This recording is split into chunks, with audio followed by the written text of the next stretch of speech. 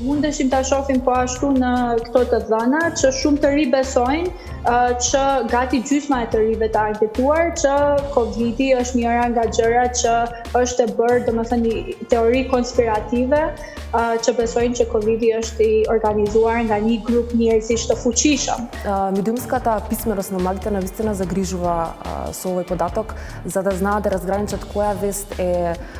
точна, која станува збор за фейк нюс. Имате податок дека еден од тројца млади или 33% се спремни да се вакцинираат против COVID, а дури 46% не би се вакцинирале. И тој податок загрижува колку младите и веруваат на науката, колку се подготвени да го стават колективното наспроти личното. Ако веќе размислуваат дека чипот ќе им внесат во рамото, чипот